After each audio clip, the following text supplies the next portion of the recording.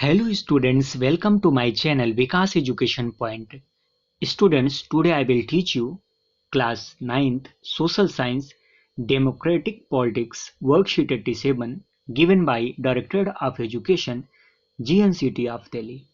Students, today's worksheet on dated 15th February 2022. Today's chapter is chapter 4 working of institution अर्थात संस्थाओं का कामकाज.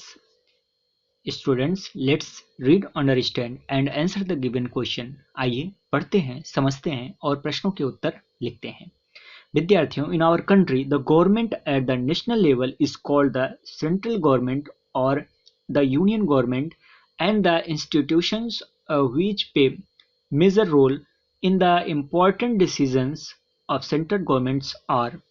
हमारे देश के में राष्ट्रीय स्तर पर सरकार केंद्र सरकार या केंद्र या संघ की सरकार कहा जाता है और केंद्र सरकार के महत्वपूर्ण फैसलों में मुख्य भूमिका निभाने वाली संस्थाएं हैं, इंस्टीट्यूशंस हैं. कौन कौन से संस्थाएं हैं?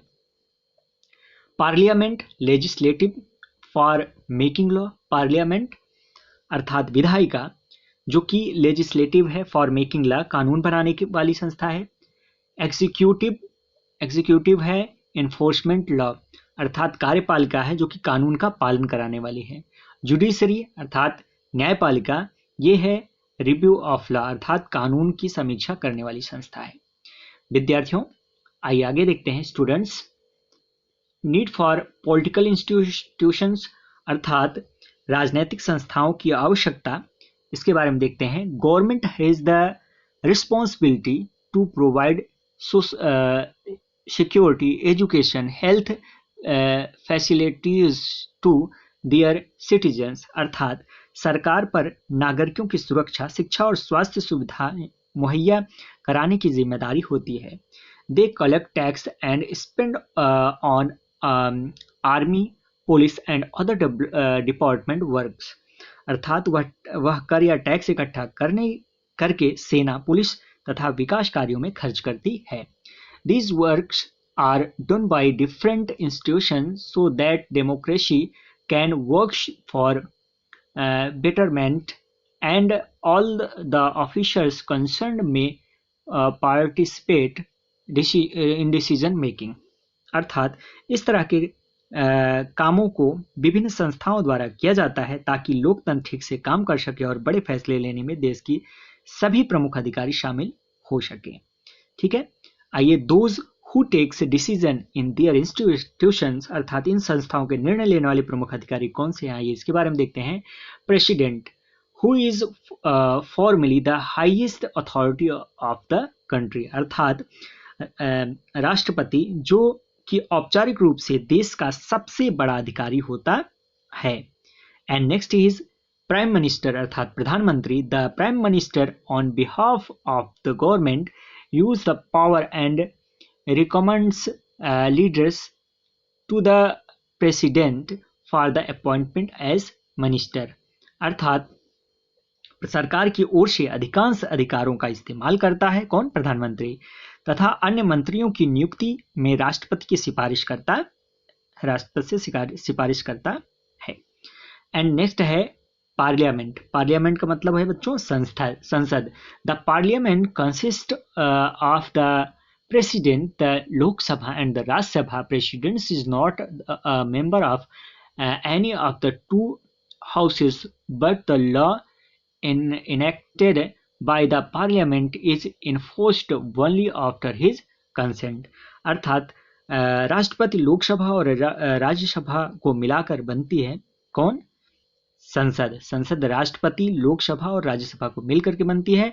राष्ट्रपति दोनों सदनों का सदस्य नहीं होता, फिर भी संसद के फैसले इनकी मंजूरी के बाद ही लागू होते हैं.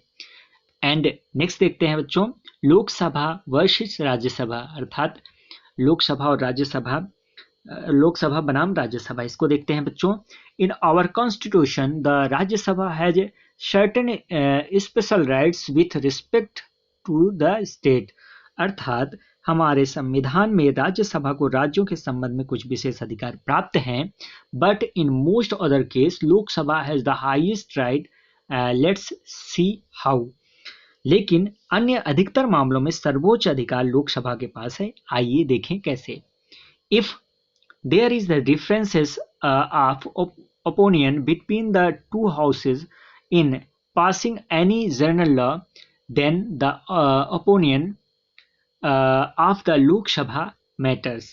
अर्थात किसी भी सरकार सामान्य कानून को पारित करने में दोनों सदनों के बीच कोई मतभेद होता है तो लोकसभा के विचार को प्राथमिकता मिलने की संभावना रहती है।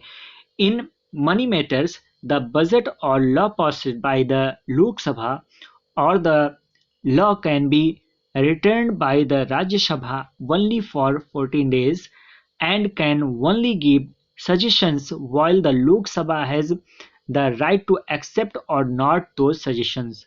अर्थात पैसे के मामले में लोकसभा द्वारा पारित बजट या कानून को राज्यसभा सिर्फ 14 दिन के तक अपने पास रख सकती है और सुझाव दे सकती है, जबकि लोकसभा को अधिकार है कि वो उन सुझावों को माने या न माने।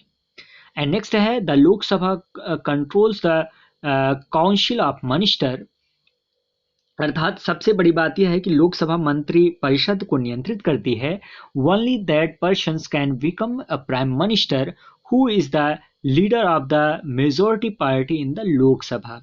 अर्थात सिर्फ वही व्यक्ति प्रधानमंत्री बन सकता है जो लोकसभा में बहुमत दल का नेता हो।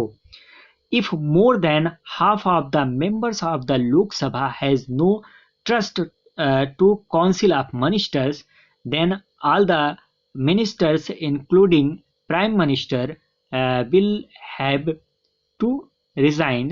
this privilege is not available to राज्य सभा। अर्थात यदि लोकसभा के आधे से अधिक सदस्य यह कह दें कि उनको मंत्रिपरिषद पर विश्वास नहीं है तो प्रधानमंत्री सहित सभी मंत्रियों को पद छोड़ना पड़ेगा, जबकि राज्यसभा को यह अधिकार प्राप्त नहीं है। आइए बच्चों अब हम प्रश्नों के आंसर करते हैं। First question, what do you understand by the central government of the country? Name some major institutions of it। अर्थात देश की केंद्र सरकार से आप क्या समझते हैं, इसकी प्रमुख संस्थाओं के नाम बताने हैं। तो इसका आंसर हम लिखेंगे बच्चों इस प्रकार से। A government is form at the national level in the whole country which is called central government for federal government। The central government has three major organs, legislature, executive and judiciary। ठीक है, चलिए next question देखते हैं। Question number 2, why does the political institution required. अर्थात राजनीतिक संस्थाओं की आवश्यकता क्यों है। तो इस क्वेश्चन का आंसर हम करेंगे बच्चों।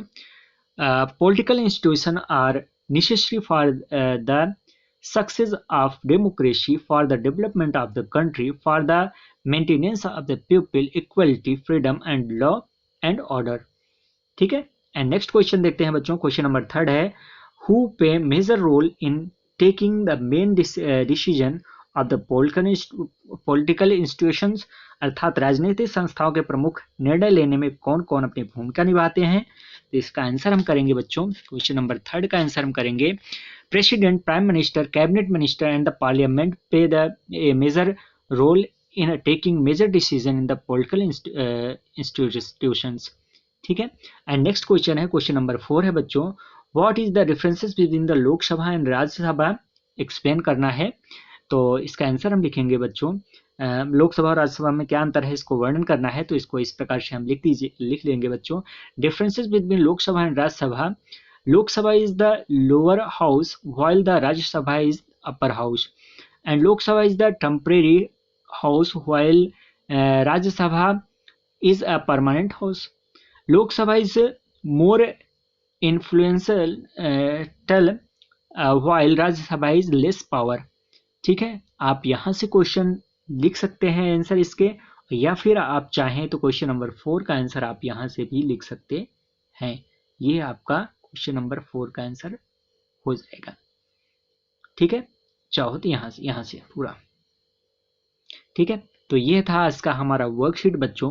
Covid appropriate behaviour, keep maintaining physically distance of 6 feet और 2 yards। Thank you so much.